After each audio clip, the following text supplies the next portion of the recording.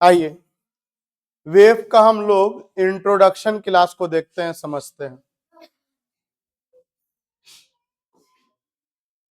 देखो, एक टर्म होता है मोमेंटम, पहले भी सुने होंगे मोमेंटम। मोमेंटम क्या होता है कि मान लो कोई पत्थर है, इस पत्थर का मास है m और इसको v वेलोसिटी दे दिया गया। एक पत्थर का m मास है और v वेलोसिटी दे दिया गया, तो जो फिजिकल क्वांटिटी इसके पास आया उस फिजिकल क्वांटिटी का नाम है मोमेंटम।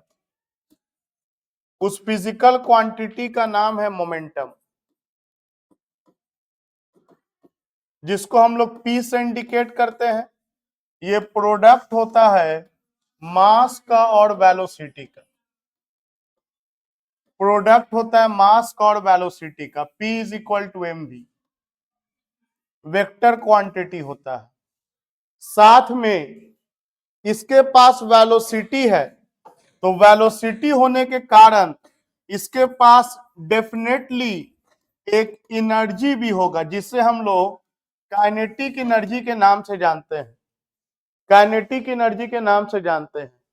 और ये काइनेटिक एनर्जी होगा half mv square, half into mass into velocity का स्क्वायर। तो ये दो फिजिकल क्वांटिटी जो है, एक मोमेंटम और एक काइनेटिक एनर्जी, इसको आगे कौन लेके जा रहा है? तो ये पत्थर। और पत्थर क्या है? तो पत्थर एक पार्टिकल है। पत्थर एक पार्टिकल नेचर कहलाता है। पार्टिकल नेचर मतलब जिसके पास मास है। तो मैं अगर एक लाइन बोलूं कि मोमेंटम और काइनेटिक एनर्जी को आगे ले जाने वाला कौन है? तो पार्टिकल है।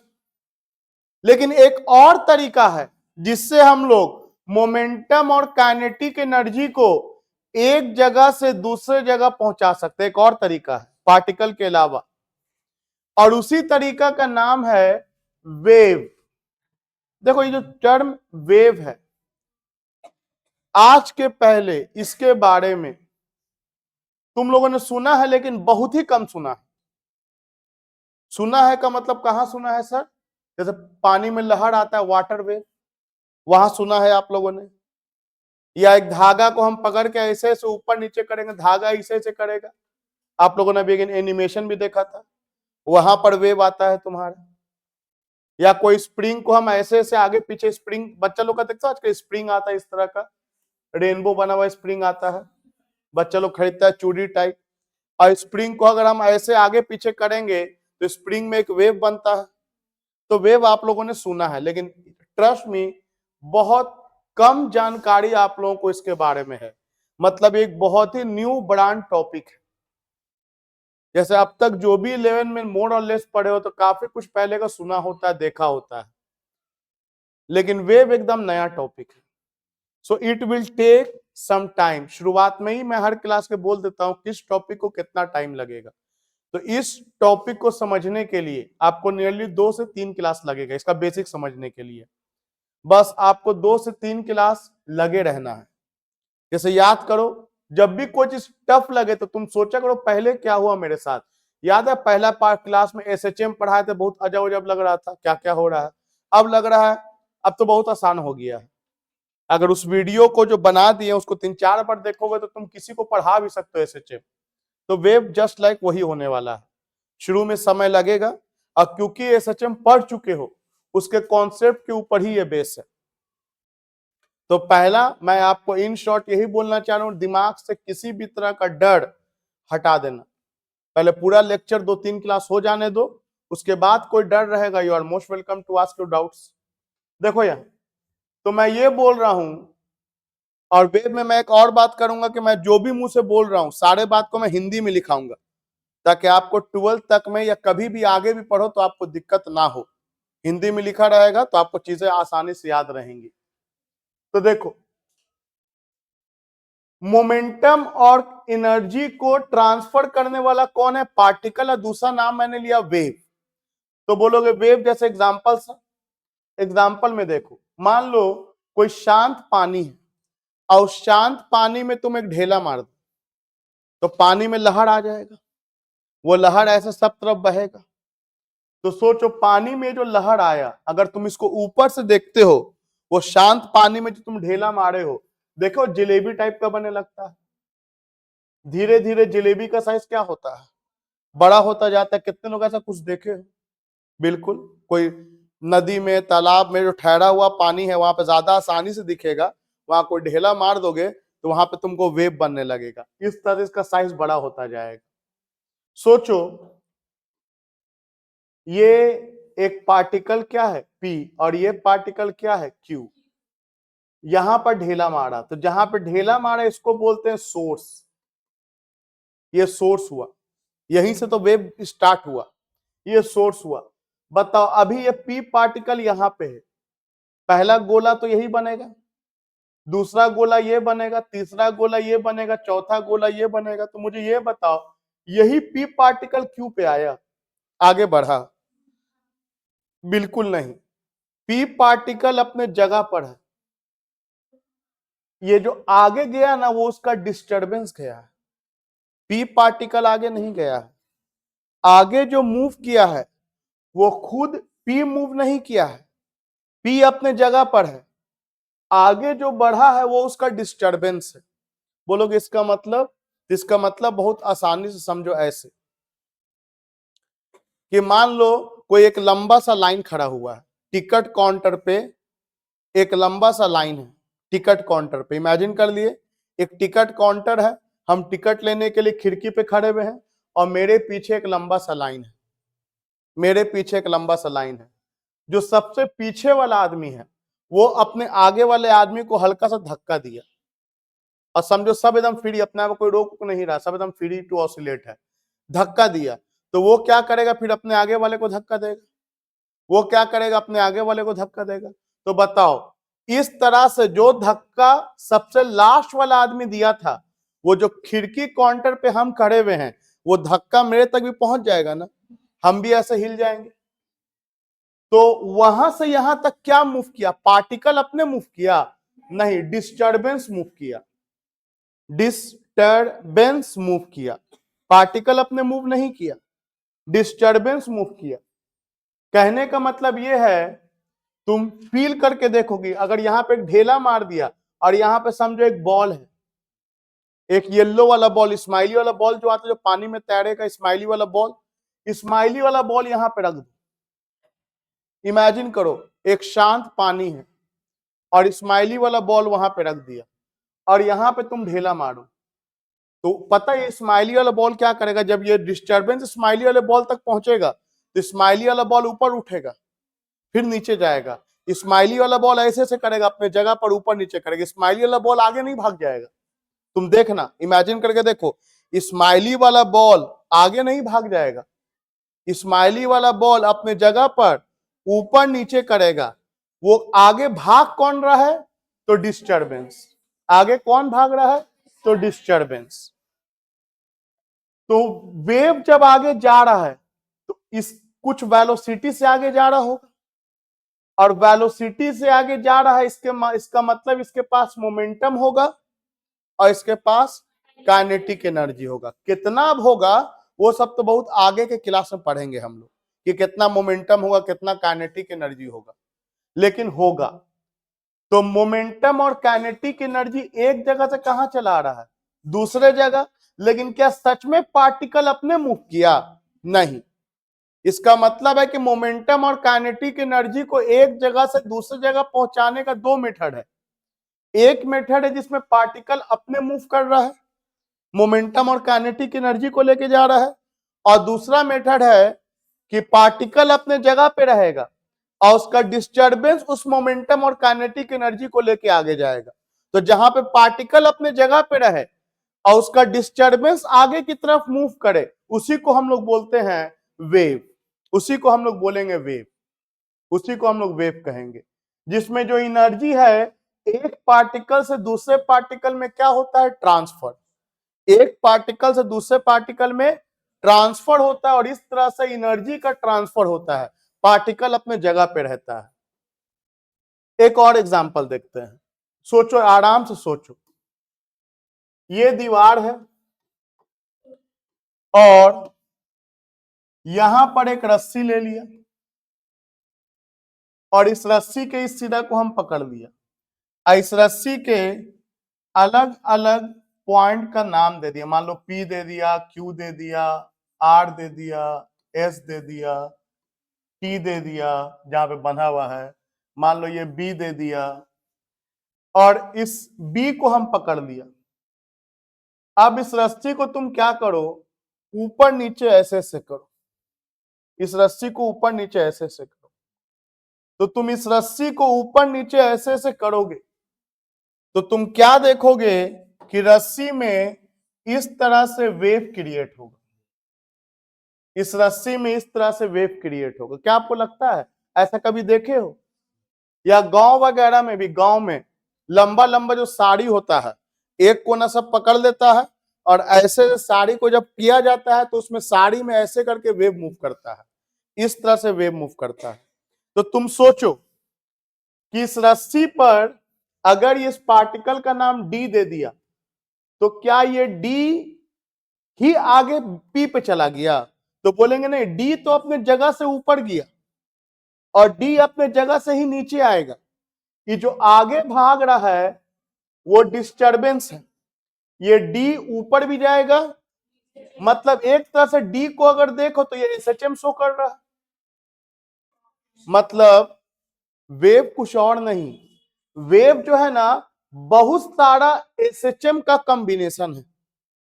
It is nothing, it is the combination of number of SHMs, multiple number of SHMs. हर पार्टिकल अपने जगह पर ऑसिलेट करेगा about its mean position. Mean position के अबाउट, ये हुआ मीन पोजीशन। मीन पोजीशन के अबाउट हर पार्टिकल अपने जगह पे क्या करेगा, ऊपर नीचे क्या करेगा, ऑसिलेट करेगा। पार्टिकल अपने आगे भाग जा रहा है क्या? नहीं। आप लोगों का एक वीडियो भी हम भेजे थे, उसमें आप देखे होंगे उस वीडियो में कि यहां से उंगली, जैसे ये वेव जब यहां से वेव क्रिएट किया, ये वेव धीरे धीरे कहां जा रहा है, आगे, और ये वेव जब यहां पर पहुंचा तो यहां पर जो पार्टिकल है, ये पार्टिकल यहां से उठ के कहां चला गया, ऊपर। थोड़ा देर के बाद ये वेव और आगे बढ़ेगा, तो ये वेव और आगे बढ़ेगा तो सी वाला और ऊपर चल जाएगा, अपने जगह ही पे रहेगा लेकिन ऊपर जाएगा। थोड़ा देर के बाद वेव और आगे बढ़ेगा तो सी वाला फिर ऊपर से कहां आएगा, नीचे। वेव थोड़ा देर के बाद और आगे बढ़ेगा, सी वाला और नीचे जाएगा। तो वेव जब आगे बढ़ेगा तो पार्टिकल कहां उठ रहा है, ऊपर, और फिर कहां जा रहा है, नीचे। तो क्या पार्टिकल अपने मूव कर जा रहा है? इतना देर में आपको हम एक ही चीज क्लियर किए। क्या क्लियर किए? कि पार्टिकल अपने मूव नहीं करता, और आप देख सकते हैं आगे जो मूव कर रहा है वो कौन है, डिस्टरबेंस। इसका मैंने 2-3 एग्जांपल आपको बताया। एक एग्जांपल कौन सा बताया कि पानी में एक बॉल को रख दो, पानी में शांत पानी है, ये मान लो एक बाउंड्री के बीच में एक शांत पानी है और यहां पर हम एक स्माइली वाला बॉल को रख दिया और यहां पर हम पत्थर मार दिया। स्माइली वाला बॉल कहने का मतलब कोई हल्का बॉल रख दिया, यहां पे पत्थर मार दिया। जैसे ही पत्थर मारेंगे तो वेव आएगा। अब स्माइली वाला बॉल तो पानी के समतल जमीन पे होगा, लेकिन जैसा ही वेव पहुंचेगा तो पानी वाला बॉल, पानी पर जो बॉल है वो उड़ जाएगा। वेव जब वहां पहुंचेगा तो जो पानी पर बॉल है वो उड़ जाएगा, और फिर वेव जब आगे की तरफ बढ़ेगा तो फिर वो बॉल नीचे जाएगा, और इस तरह से बॉल ऐसे ऐसे करेगा कि वेव लगातार क्रिएट हो रहा है। तो वे पानी और जो पानी पर बॉल है वो ऊपर नीचे करेगा, तो पानी पर जो बॉल है वो अपने जगह पर सिंपल हार्मोनिक मोशन कर रहा है और उसका डिस्टरबेंस कहां बढ़ता जा रहा है, आगे। मान लो आगे में एक और बॉल रख दिया, आगे में एक और बॉल रख दिया, आगे में एक और बॉल रख दिया, तो पहले पहला वाला बॉल डिस्टर्ब होगा या दूसरा वाला, उसके बाद। इसका मतलब वेव क्या कर रहा है, आगे की तरफ बढ़ रहा है। तो जो वेव आगे की तरफ बढ़ रहा है उसका एक नाम दिया गया, ट्रैवलिंग वेव। तो अगर मेरे मुंह से निकल गया प्रोग्रेसिव वेव या ट्रैवलिंग वेव, इसका मतलब ऐसा वेव जो आगे की तरफ बढ़ रहा। तो बोलोगे क्या रुका हुआ भी कोई वेव होता है? हाँ, पढ़ेंगे आगे, एक दिन में सब नहीं पढ़ेंगे, नाम आज सुन लेंगे इंट्रोडक्शन में।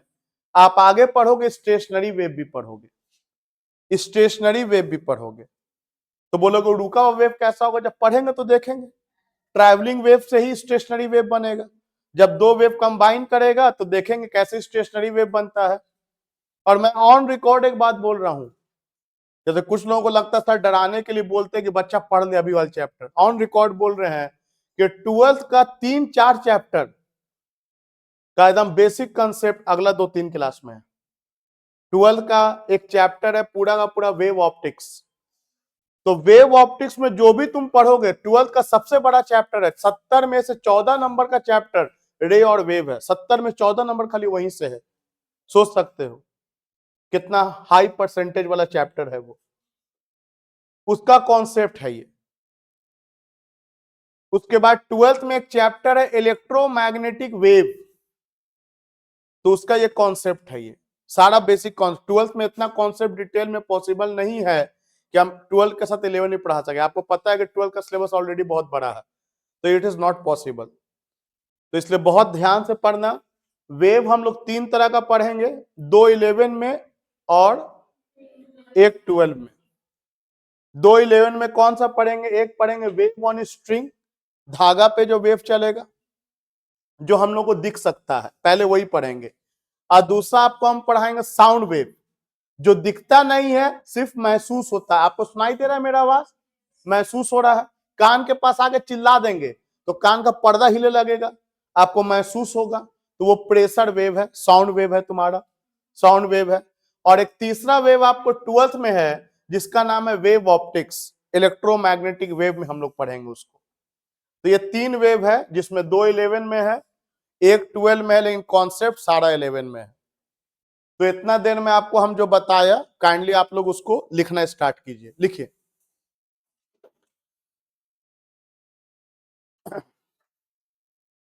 एक धागा को एक तरफ से, एक धागा को एक तरफ से पकड़कर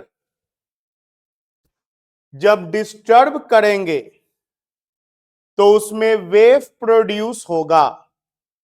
एक धागा को एक तरफ से पकड़कर जब डिस्टर्ब करेंगे तो उसमें वेव प्रोड्यूस होगा। जैसे मैंने ये बात लिखाया तो आपके दिमाग में इसका फिगर बना, यही ना किए थे, दीवार में हम एक धागा बांध दिए थे और इसको जब हम क्या करेंगे, डिस्टर्ब करेंगे, तो इसमें क्या प्रोड्यूस हो रहा है? इसमें वेव प्रोड्यूस होगा। और कौन सा एग्जाम्पल था? लिखो आगे। अगर ठहरा हुआ पानी में पत्थर मारेंगे, अगर ठहरा हुआ पानी में पत्थर मारेंगे तो उसमें भी वाटर वेव प्रोड्यूस होगा। तो उसमें भी वाटर वेव प्रोड्यूस होगा। Paragraph change. वाटर वेव, पानी में है तो पानी वाला वेव बोल दिया, वाटर वेव प्रोड्यूस होगा। Paragraph change. वेव तो आगे की तरफ बढ़ेगा, वेव तो आगे की तरफ बढ़ेगा, लेकिन जो पार्टिकल है, वेव तो आगे की तरफ बढ़ेगा, लेकिन जो पार्टिकल है वह अपने पोजीशन पर ही ऑसिलेट करेगा। वह अपने पोजीशन पर ही ऑसिलेट करेगा। वह अपने पोजीशन पर ही ऑसिलेट करेगा। वह अपने पोजीशन पर ही ऑसिलेट करेगा। यह भी लाइन आप लोगों को क्लियर होगी कि हर पार्टिकल अपने पोजीशन पर ही कहां जाएगा? ऊपर, फिर कहां जाएगा? नीचे। किसके अबाउट? मीन पोजीशन के अबाउट, अपने पोजीशन पर ही ऑसिलेट करेगा। आगे लिख लो about its mean position, about its mean position, about its mean position.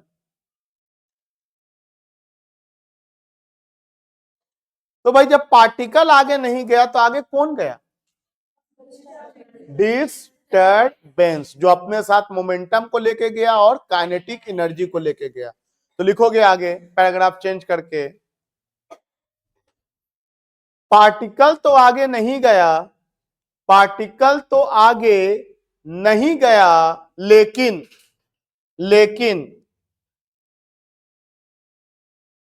Disturbance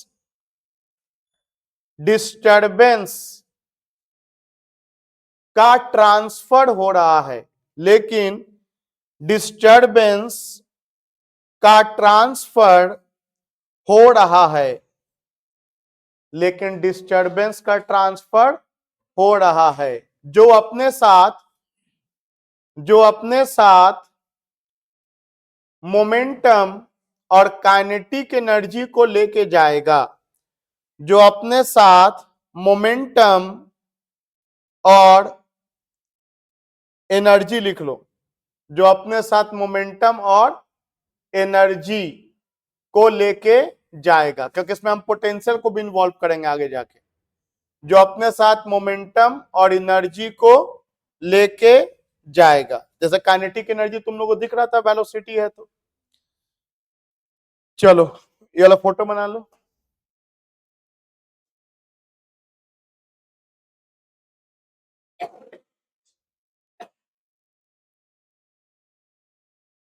अब देखो, अब इसमें क्या दिक्कत क्या है ना, सोचना मत कितना बार सर गोल गोल किए हैं। कुछ लोग गिनेगा 1 2 3 4 5, हम भी 5 करेंगे। अरे जितना कर दे। कुछ लोग और खतरनाक डैशो गिन देता है, 1 2 3 4 5। अरे बस इस तरह का फिगर बना दो, इसके लिए बार बार बोर्ड देखने का जरूरत नहीं है। चल देखो यहां ध्यान से, वेव जो है उसको हम लोग दो बेसिस पे कैटेगराइज करेंगे। एक on the basis of medium और दूसरा on the basis of propagation. अब क्या बोला मैंने, ये सुनो, वेव को हम कैटेगरी देंगे on the basis of medium. Medium कहने का मतलब ये है, ये डिस्टरबेंस को मूव करने के लिए पार्टिकल की जरूरत है या नहीं, पार्टिकल की जरूरत है या नहीं। और दूसरा on the basis of propagation, कि वेव का डिस्टरबेंस कैसे हो रहा है और वेव जा किधर रहा है। और इसको फिगर समझते हैं, ऐसे बोलने से नहीं कुछ दिखेगा, और देखने की कोशिश करते हैं। On the basis of medium अगर बोलें, जैसे हम तुमसे बात कर रहे हैं, तो मेरे और तुम्हारे बीच में बहुत सारा एयर मॉलिक्यूल्स मौजूद है। बहुत सारा कौन मौजूद है? Air molecules. जैसा ही हम तुमसे बोला हेलो, तो ये हेलो तुम्हारे कान में सुनाई दिया कि नहीं? तो बताओ, मेरे मुंह के पास जो पार्टिकल है, क्या ये पार्टिकल तुम्हारे कान तक पहुंच गया? नहीं, बल्कि मेरे मुंह के पास जो पार्टिकल है वो अपने अगले वाले पार्टिकल को हिला दिया, वो अपने अगले वाले पार्टिकल को हिलाया, वो अपने अगले वाले पार्टिकल को हिलाया। और ये स्लो प्रोसेस है कि फास्ट प्रोसेस है? बहुत फास्ट है। अरे बोला नहीं कि तुमको सुनाई दे रहा है, बहुत फास्ट प्रोसेस है। तो जैसा ही हम बोला हेलो, यहां का पार्टिकल अपने अगले पार्टिकल को हिलाया, वो अपने अगले पार्टिकल को हिलाया, तुम्हारे कान के पास जो पार्टिकल मौजूद है वो ईयर ड्रम को हिला दिया और तुमको सुनाई दिया, तुमको सुनाई दिया। इमेजिन करो कि तुम्हारे कान और मेरे मुंह के बीच में एयर पार्टिकल्स मौजूद ना हो, तो हम कितना भी यहां से चिल्लाते रहें, तुमको कुछ सुनाई देने वाला नहीं है। क्योंकि साउंड को ट्रैवल करने के लिए, साउंड वेव को ट्रैवल करने के लिए पार्टिकल की जरूरत होती है। तो जिस वेव को ट्रेवल करने के लिए पार्टिकल की जरूरत होती है उसको बोलेंगे मैकेनिकल वेव। बहुत आसान। मैकेनिकल वेव क्या? तो एक ऐसा वेव जिसको चलने के लिए पार्टिकल की जरूरत हो। जैसे अगर हम मून पर चले जाएंगे, चांद पे, और चांद पे हम तुमसे बातचीत करना चाहेंगे, हम तुमसे बातचीत नहीं कर सकते चांद पे। चांद पे हम दोनों बात नहीं कर सकते हैं। अगर आपको याद होगा तो जूनियर क्लास में इस तरह का एक शीशा बना होता था, उसके अंदर वो घंटी लगा होता था और बोलता है घंटी बजेगा लेकिन तुमको सुनाई नहीं देगा अंदर में अगर वैक्यूम है तो। ये एक्सपेरिमेंट 10th 9th में बोला जाता है, बताया जाता है वेव में, क्योंकि साउंड को चलने के लिए मीडियम चाहिए, मीडियम चाहिए। ये वैक्यूम में ट्रैवल नहीं कर सकता है। तो साउंड जो है तुम्हारा एक मैकेनिकल वेव है। ज्यादातर आपको 90% 99% मैकेनिकल वेव ही मिलेगा, मैकेनिकल वेव में, जिसको चलने के लिए मीडियम चाहिए। जैसे वेव ऑन स्ट्रिंग, धागा पे जो वेव चल रहा है वो भी मैकेनिकल वेव है, वो तो खुदे पार्टिकल से बना हुआ है। पानी में जो वेव है वो भी मैकेनिकल वेव है। तो कौन मैकेनिकल वेव नहीं है सर? तो light, light wave, electromagnetic wave, जो आपको 12th में स्टडी करना डिटेल में। तो लाइट एक नॉन मैकेनिकल वेव है। लाइट को ट्रैवल करने के लिए मीडियम की जरूरत नहीं है। उसमें पार्टिकल ऑसिलेट नहीं करता है। इस सब में पार्टिकल ऑसिलेट करता है, साउंड वेव में, स्ट्रिंग वेव में, वाटर वेव में। लाइट वेव में पढ़ोगे 12th में, एक चीज होगा इलेक्ट्रिक फील्ड और एक चीज होगा मैग्नेटिक फील्ड। ये इलेक्ट्रिक फील्ड और मैग्नेटिक फील्ड आपस में ऑसिलेट करता है। कैसे करता है वो 12th में दिखाई देगा, हालांकि दिखेगा भी नहीं, समझना है, ये सब लाइट दिखता थोड़ी है। इलेक्ट्रिक फील्ड और मैग्नेटिक फील्ड ऑसिलेट करेगा किसमें? लाइट वेव में। मतलब लाइट वेव को चलने के लिए पार्टिकल की जरूरत, अगेन इन शॉर्ट इतना समझो, जिसको पार्टिकल की जरूरत है मूव करने के लिए वो मैकेनिकल वेव, जिसको पार्टिकल की जरूरत नहीं है मूव करने के लिए non mechanical wave. Non mechanical wave, mechanical wave का एग्जांपल मैंने क्या बोला? Sound wave. Non mechanical wave का एग्जांपल हम क्या बोला? Light wave. X-ray, electromagnetic wave पढ़ाएंगे, 7 तरह का होता है। एक्सरे होता है, सबसे पहले गामा रे आएगा, फिर एक्सरे आता है, फिर अल्ट्रा वायलेट आता है, फिर विबग्योर आता है, रेड, ग्रीन, ब्लू, येलो, ये सब ऑरेंज, ये सब आता है तुम्हारा। इंफ्रारेड आता है, घर में जो माइक्रोवेव यूज होता है माइक्रोवेव आता है, रेडियो वेव्स आता है। ये सब तुम्हारा इलेक्ट्रोमैग्नेटिक वेव है। इन लोगों को ट्रैवल करने के लिए किसी मीडियम की जरूरत नहीं है। तब तो सूरज से रोशनी जमीन तक चला आता है, भले बीच में एयर मॉलिक्यूल्स मौजूद ना हो। इन लोगों को मीडियम की जरूरत नहीं है। तो आपको क्या समझ में आया? फिलहाल ये समझ में आ गया कि मीडियम के हिसाब से 2 हिस्सा में वेव को डिवाइड कर सकते हैं, मैकेनिकल और नॉन मैकेनिकल। चलो आगे बढ़ते हैं। On the basis of propagation पे आते हैं। प्रोपगेशन के बेसिस कहने का मतलब यह है कि हम एक धागा ले लिए, इसका इस एंड को बांध दिए और धागा को हम ऊपर और नीचे डिस्टर्ब कर रहे हैं, ऊपर और नीचे ऐसे ऐसे डिस्टर्ब कर रहे हैं धागा को ऊपर और नीचे डिस्टर्ब कर रहे हैं और वेव ऐसे जाएगा। क्या ये आप कर सकते हो घर पे? एक रस्सी बांध दो दीवार में और ऐसे से करके ऊपर नीचे करो। देखोगे जिम वगैरह में भी लोग ऐसे से करता है। जिम में 2 रस्सी होता है, ऐसे पकड़ लेता है और ऐसे ऐसे करके करता है, उसमें वेव क्रिएट होता है। एडवर्टाइज भी दिखाता है बहुत सारा, ठीक है। तो ऊपर नीचे हम पार्टिकल को ऑसिलेट करा रहे हैं और आप देख सकते हो कि पार्टिकल का डिस्टरबेंस है ऊपर, पार्टिकल का डिस्टरबेंस है ऊपर और नीचे, और वेव इधर जा रहा है। तो बताओ जिधर डिस्टरबेंस है वेव उधर ही जा रहा है या उसके साथ 90 बना के जा रहा है? बस जो दिख रहा है वो बोल रहे हैं। मतलब जिसमें पार्टिकल का ऑसिलेशन और वेव का प्रोपगेशन, प्रोपगेशन मतलब होता है किधर चल रहा है, प्रोपगेशन। जैसे हम इधर जा रहे हैं तो मेरा प्रोपगेशन इधर हो रहा है। तो पार्टिकल का ऑसिलेशन और वेव का प्रोपगेशन जब परपेंडिकुलर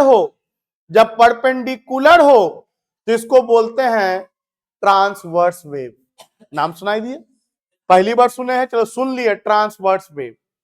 ट्रांसवर्स वेव एक ऐसा वेव जिसमें पार्टिकल का ऑसिलेशन और वेव का प्रोपगेशन एक दूसरे के परपेंडिकुलर हो, उसको बोलते हैं ट्रांसवर्स वेव, उसको ट्रांसवर्स वेव कहते हैं।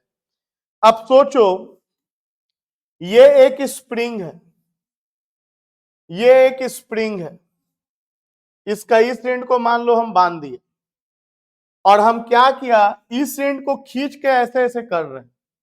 तो तुम सोचो, स्प्रिंग को अगर हम ऐसे ऐसे खींच के कर रहे हैं तो स्प्रिंग का डिस्टरबेंस यहां से लेकर के यहां तक पहुंचेगा या नहीं?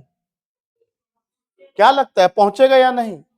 पहुंचेगा। तो बताओ, डिस्टरबेंस ऑसिलेशन कैसे कर रहे हैं, ऐसे, और वेव किधर जा रहा है, इधर ही जा रहा है। ऑसिलेशन भी ऐसे कर रहे हैं और वेव भी इधर ही जा रहा है। तो जिधर डिस्टरबेंस है उधर ही प्रोपगेशन है, इसको बोलेंगे लॉन्गिट्यूडिनल वेव, इसको बोलेंगे लॉन्गिट्यूडिनल वेव। दो तरह का वेव होता है, एक ट्रांसवर्स वेव, एक longitudinal wave, on the basis of propagation. तो अगर लाइट के बारे में तुमको बोले, लाइट के बारे में 2 पॉइंट लिखो, लाइट कैसा वेव है, तो हम लोग समझा कि लाइट को मीडियम नहीं चाहिए, तो एक नॉन मैकेनिकल वेव है। और जब लाइट पढ़ाएंगे तो वहां सिखाएंगे कि लाइट में इलेक्ट्रिक फील्ड और मैग्नेटिक फील्ड प्रोपगेशन के परपेंडिकुलर होता है। पढ़ेंगे वहां कि लाइट का प्रॉपर्टी है कि लाइट में इलेक्ट्रिक फील्ड अगर एक्स में है, मैग्नेटिक फील्ड अगर वाई में है, तो वेव किधर जाएगा, जेड एक्सिस में। इलेक्ट्रिक फील्ड अगर एक्स में है, मैग्नेटिक फील्ड अगर वाई में है, तो वेव किधर जाएगा? जो तीसरा नाम होगा वो लिख दो, अगर हम मैग्नीट्यूड में बात कर रहे हैं तो। ये 12th का क्वेश्चन भी है। 12th में मान लो क्वेश्चन आ गया कि इलेक्ट्रिक फील्ड है वाई में, मैग्नेटिक फील्ड है एक्स में, या मैग्नेटिक फील्ड है जेड में, तो वेव किधर जाएगा? जो तीसरा नाम दिख रहा है, नाम लिख दो। समझ में आया? तो बताओ, उसमें जो ऑसिलेशन है और प्रोपगेशन एक दूसरे के परपेंडी, तो लाइट कैसा वेव हो गया? ट्रांसवर्स वेव की लॉन्गिट्यूडनल वेव, ट्रांसवर्स वेव। और साउंड के बारे में क्या बोला था कि यहां पर का पार्टिकल अपने बगल वाले को डिस्टर्ब करेगा, वो अपने बगल वाले को, वो अपने बगल वाले को। तो साउंड कैसा वेव हो गया? लॉन्गिट्यूडिनल वेव और मैकेनिकल वेव। अब कम से कम वेव के बारे में 2 पॉइंट तो हम लोग बोल ही सकते हैं, और थोड़ा सा इसको हम लोग विजुअलाइज करके कोशिश करते हैं। देखो,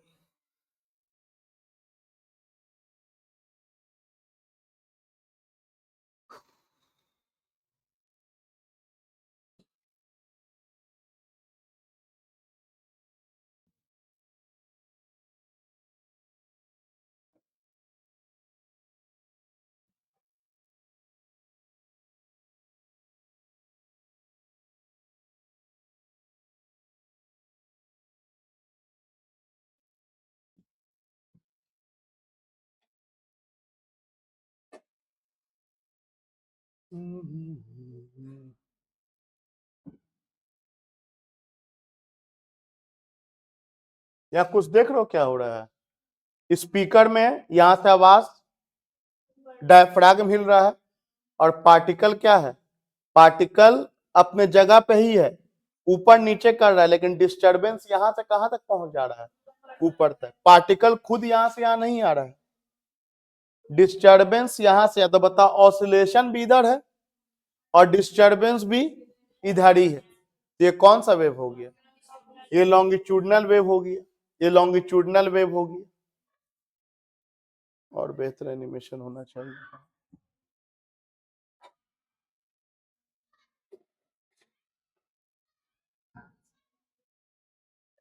देखो, यहाँ और बेहतर एनिमेशन है।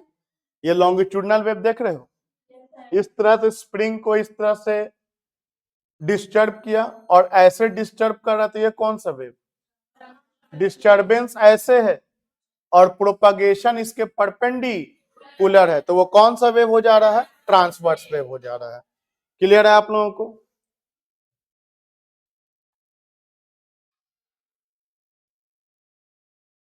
समझ में आया? तो और साउंड वेव कैसे प्रोपेगेट करता है ये भी आप लोगों को दिखा। जब साउंड पढ़ेंगे तो और भी बहुत सारे एनिमेशन देखेंगे हम लोग। तो फिलहाल हम लोग ये समझा कि वेव को हम लोग दो कैटेगरी में डिवाइड कर सकते हैं, एक on the basis of medium, एक on the basis of propagation. Medium के हिसाब से फिर दो हिस्सा में डिवाइड हो जाएगा और प्रोपगेशन के हिसाब से फिर दो हिस्सा में डिवाइड हो जाएगा। क्लियर है यहां तक? तो इस बात को लिखो। आप लिखोगे wave is a medium, wave is a medium through which energy and momentum can be transferred. Wave is a medium through which energy and momentum can be transferred from one place to another, from one place to another.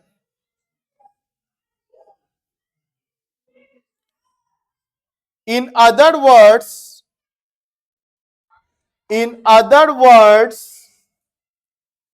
wave is propagation of disturbance. In other words, wave is propagation of disturbance.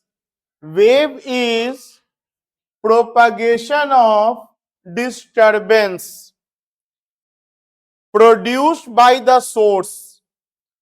Produced by the source. Paragraph change.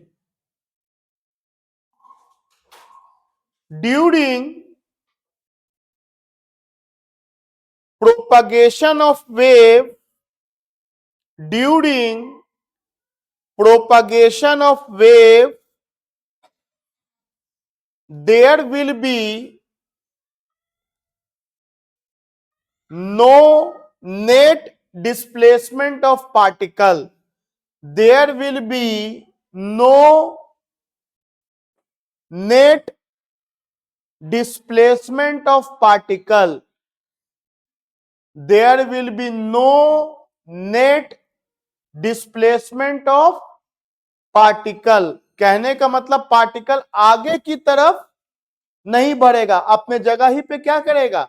Oscillate करेगा। ये मत समझना कि अपने जगह पे भी रुका रहेगा।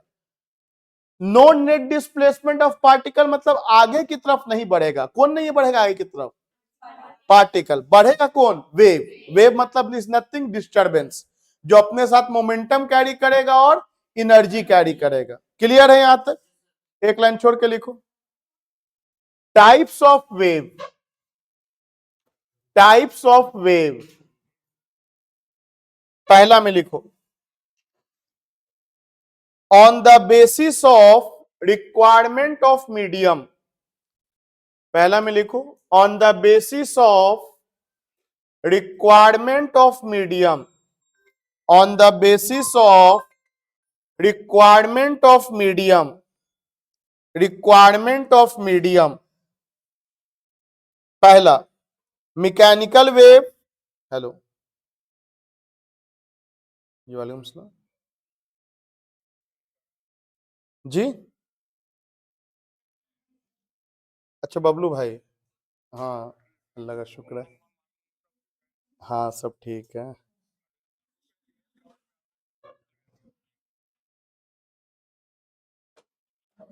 हाँ रिकॉर्डिंग असल चल रहा है असल में, कॉल करते हैं जी जी। क्या लिखा तुम लोग? Mechanical wave on the basis of क्या है? मीडियम के हिसाब से बताया था ना, मैकेनिकल और नॉन मैकेनिकल होगा। तो पहला में क्या लिखा आप लोगों ने? Mechanical wave. लिखो इसमें in this case propagation of wave requires presence of medium. In this case, propagation of wave requires, in this case, propagation of wave requires presence of medium. In this case, propagation of wave requires presence of medium. Presence of medium. For example, wave on string, sound wave,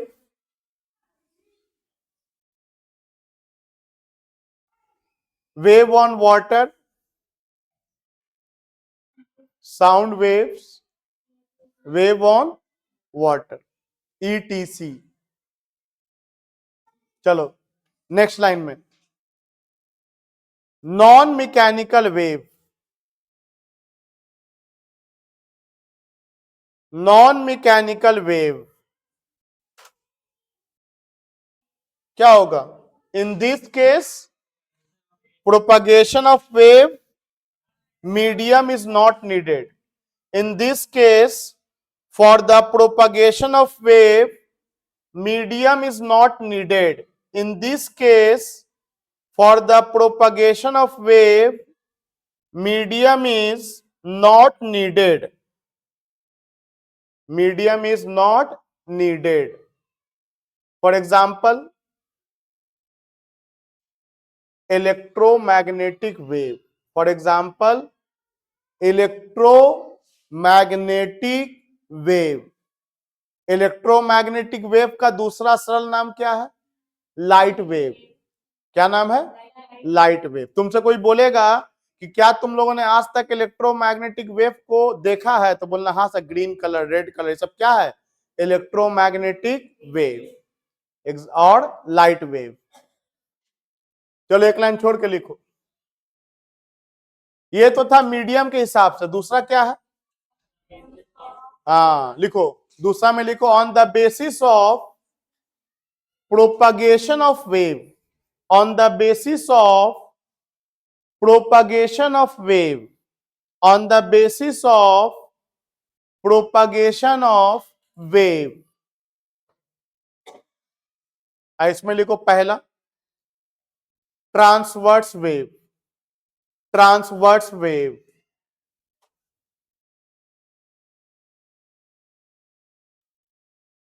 लिखो, in this wave,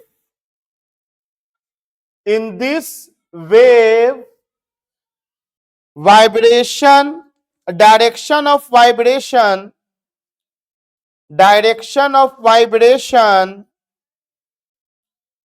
in this wave, transverse wave में, in this wave direction of vibration is perpendicular, is perpendicular to the direction of propagation of wave, is perpendicular to the direction of propagation of wave. मतलब जिधर ऐसे ऐसे तुम्हारा disturbance हो रहा है और वेव इसके क्या जा रहा है? Perpendicular. For example light wave, for example light wave. अगला लिखो एक लाइन छोड़ के, लॉन्गिट्यूडिनल वेव, लॉन्गिट्यूडिनल वेव. लिखो, in this wave, in this wave, इसमें क्या होगा? परपेंडिकुलर की parallel? Parallel. In this wave disturbance is parallel to the propagation of wave. In this wave disturbance is parallel to the propagation of wave. In this wave disturbance is parallel to the propagation of wave. In this wave, disturbance is parallel to the propagation of wave. For example, sound wave.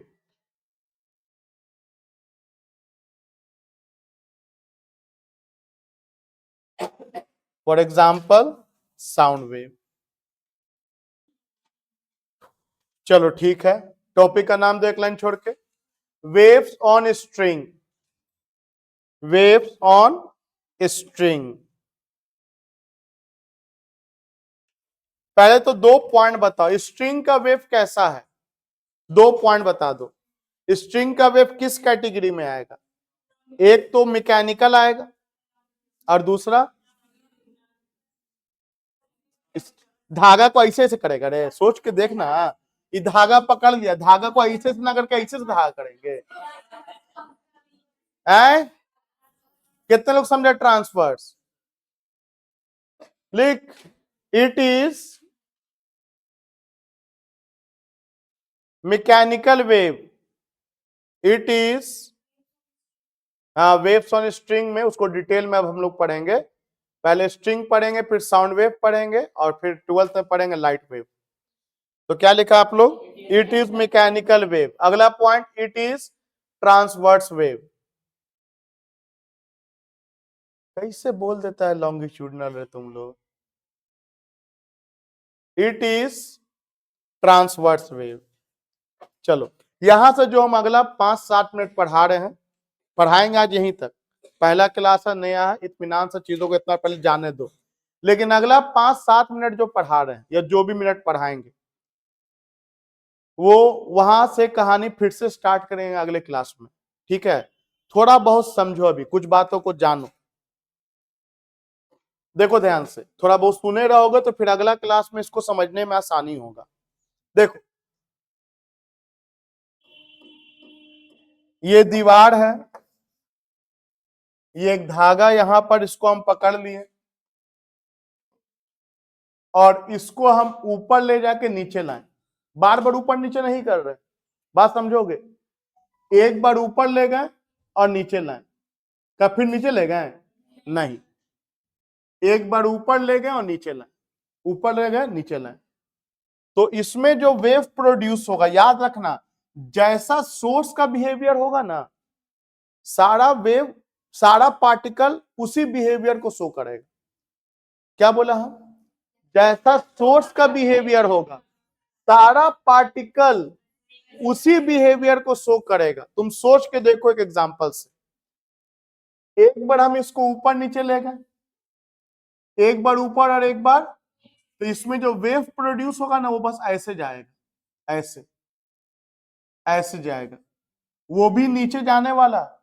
अगर यही ऊपर नीचे कर देते तो ये भी ऊपर नीचे करता. अगर हम धागा को 1 सेकंड में 10 बार ऊपर नीचे करते तो ये वेव भी क्या करता?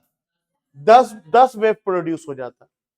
मतलब जैसा सोर्स पार्टिकल का बिहेवियर होगा, सारा particle on the wave same behaviour को शो करता है.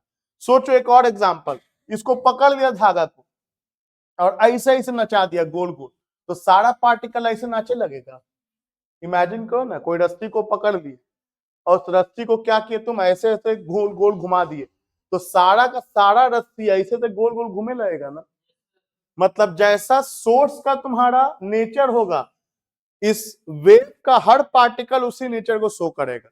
तो हम क्या किया, एक बार ऊपर ले गए और एक बार, तो यहां जो प्रोड्यूस होगा, ये सिंगल वाला, इस सिंगल वाले को बोलते हैं पल्स. क्या बोलते हैं? पल्स.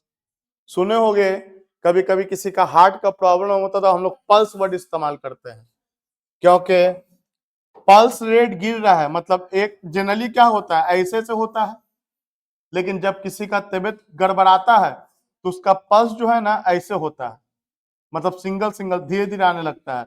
और सीधा पे तो खत्म, हम सीधे खत्म कर देते. ठीक है, सीधा हो गया तो खत्म. खैर, यहां पर पल्स का मतलब है सिर्फ ऊपर वाला हिस्सा क्रिएट कर रहे हैं. सिर्फ कौन सा हिस्सा क्रिएट कर रहे हैं? ऊपर वाला हिस्सा सिर्फ क्रिएट कर रहे हैं. देखो ध्यान से, ऊपर वाला हिस्सा क्रिएट कर रहे हैं. तो बताओ, फिलहाल इस फिगर में तुमको हम किसके बारे में जानकारी दिया? पल्स। एक बार में एक बात को समझो पहले धीरे धीरे। इसमें आपको हम पल्स के बारे में जानकारी दिए। चलो आगे सुनो। देखो मान लो यहां पे पल्स को प्रोड्यूस किया गया और तुम्हारा नजर जब वेव पे पड़ा, प्रोड्यूस किया गया यहां पर x इक्वल टू 0 पर, और तुम्हारा नजर जब वेव पर पड़ा तो तुम क्या देखे कि यहां वाला पार्टिकल यहां पहुंचा हुआ है। यहां पे कोई पार्टिकल है जिसका नाम क्या लिख दिया, आर। ये आर यहां से ना होकर के यहां पे आर पहुंचा हुआ है।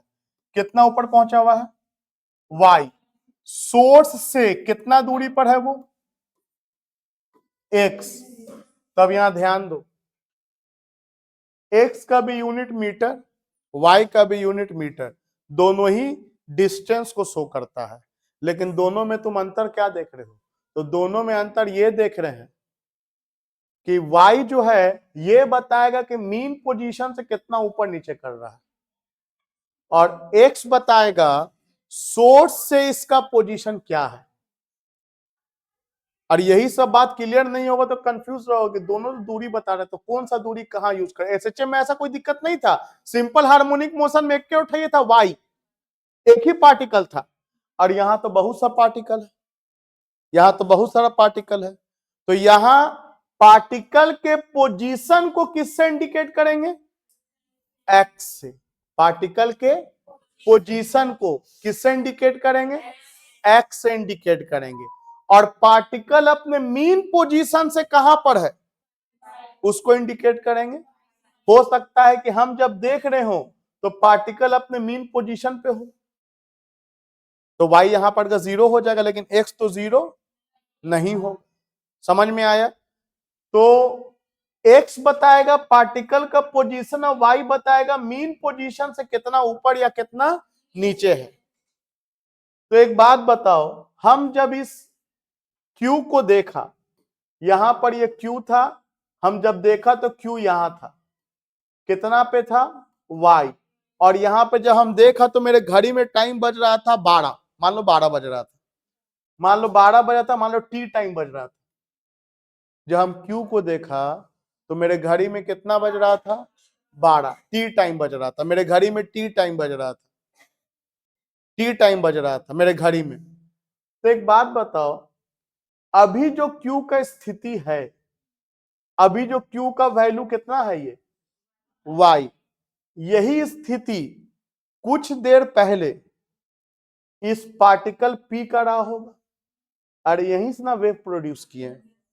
तो इसका जो y रहा होगा और इसका जो अभी y है, इन दोनों में रिलेशन सोचना है। इन दोनों में क्या सोचना है, रिलेशन सोचना है। फिर सुनो इत्मीनान से कि एक लाइन लगा हुआ है, एक लाइन लगा हुआ है टिकट काउंटर पे, और पीछे से एक आदमी को ऐसे धक्का दिया, ये अपने आगे वाले को धक्का दिया, वो अपने आगे वाले को धक्का दिया। मान लो यहां पे किसी आदमी को देख रहे हैं, वो अपने मीन पोजीशन से इतना झुका हुआ है, आगे तो अपने थोड़ी जाएगा, अपने मीने पे ना ऐसे से करेगा, ऐसे से ऑसिलेट करेगा। तो हम जब देखा तो अपने मीन पोजीशन पे यहां है, तो मीन से जो दूरी है उसको किससे इंडिकेट करते हैं, वाई से। मीन से जो दूरी है उसको किससे इंडिकेट करते हैं, और अभी टाइम बीता हुआ है टी, मान लो 12 बज रहा है, तो जो मेरा अभी वाई है कुछ देर पहले, वही वाई इस सोर्स का यहां पे होगा। कुछ देर पहले वही y का वैल्यू इस सोर्स का यहां पे होगा। तो हमको इन दोनों में क्या निकालना है, रिलेशन निकालना है। तो बताओ, इसके लिए y लिखा मैंने a साइन, किसके लिए, q के लिए a sine omega T plus phi. क्या ये आपके लिए अजूबा फॉर्मूला है, देखे हो पहले कभी? यस सर, आप सबके बारे में जानते हो। फाई का मतलब है कि जिस पल तुम देख रहे हो उस पल इसका एंगल क्या है, इनिशियल फेज जिसको बोलते हैं, फेज कांस्टेंट। इसलिए मैंने बोला था सब एसएचएम नम क्लियर होना चाहिए। ए का मतलब एम्पलीट्यूड हो गया, ठीक है। ओमेगा का मतलब फ्रीक्वेंसी हो गया। अब फ्रीक्वेंसी तो वही होगा पूरे पार्टिकल का जो सोर्स का होगा, जो सोर्स का फ्रीक्वेंसी होगा वही सारे पार्टिकल का। अब हम आपसे किसके बारे में इक्वेशन लिखवाना चाह रहे हैं, पी का, तो बोलेंगे सर जो एम्पलीट्यूड इसका है वही इसका भी होगा। मतलब ये अगर ए एम्पलीट्यूड पे पहुंचेगा तो जरूर वो भी ए पे पहुंचा होगा।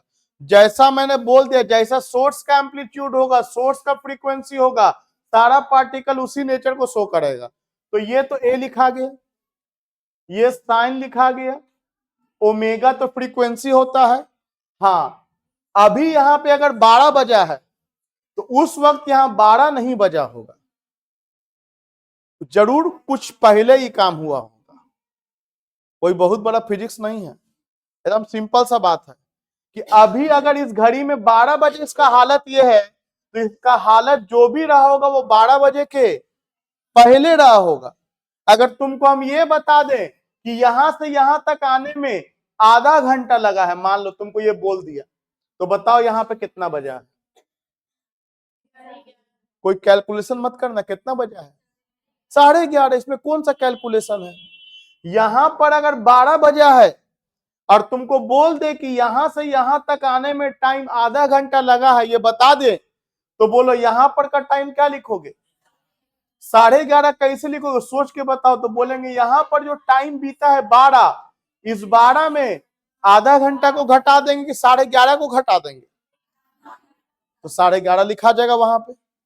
अभी आधा घंटा कैसे आया? तो सुनो आराम से, बहुत आसान है, बहुत आसान। एक बात बताओ, यहां से यहां तक का दूरी और इसके जाने का स्पीड है v, v हो गया वेव के जाने का स्पीड। तो बताओ x दूरी तय कर रहा है v स्पीड से, तो कितना टाइम में वहां पहुंचेगा? तो टाइम इक्वल टू x/v। ये तो एकदम 7 क्लास का फॉर्मूला है। अरे distance equal to speed into time, तो time equal to distance by speed. तो क्वेश्चन में तुमको x दिया रहेगा, देना है। क्वेश्चन में तुमको v दिया रहेगा, देना है। तो कितने लोग समझे कि t निकल जाएगा? तो बताओ इसके लिए इक्वेशन लिखाएगा a sin omega t minus x/v। अब ऐसा इक्वेशन तुमको कहीं दिखेगा तो बाउंस नहीं करना चाहिए। और हम फिर पढ़ाएंगे अगले क्लास में इसको। एक बार यहां तक देख के तो जाओ, समझ के तो, जैसे आज नहीं पढ़ाना है हमको, आज सिंपल ही रखना है चीजों को। तो बताओ यहाँ पे y इज इक्वल टू क्या लिखा जाएगा? a sin omega into T minus omega into x/v। और एक आखिरी बात कि ओमेगा बाई v, देखो याद क्या होना चाहिए ना, कौन का है, कौन क्या है, ये पता होना चाहिए कि x पोजीशन है, y उसका मीन पोजीशन से दूरी बता रहा है, ओमेगा एंगुलर फ्रीक्वेंसी है 2 पाई इंटू न्यू जो था, ठीक है, और t मेरा इसका टाइम है, और प्लस क्या है यहाँ फाई। हो सकता है उसको भी जब देख रहे हो कुछ एंगल बन रहा हो, फाई 0 भी हो सकता है, तो फाई नहीं भी दिख सकता है, पता ही है आपको। अगर ये जो हम देखा ये अपने एक्सट्रीम पोजीशन पर है तो ये 90 डिग्री लिखा जाएगा, हाँ या ना? ये तो फाई का तो एंगल पर डिपेंड करता है कि जो हम देख रहे हो टाइम क्या है, सच में आप पढ़े हो तो बस। और इस ओमेगा बाई v को है ना एक नाम दिया गया k, angular wave number k नाम दिया गया। तो बताओ y इज इक्वल टू क्या दिखेगा? y इज इक्वल टू दिखेगा a sine omega t minus के एक्स प्लस फाइव।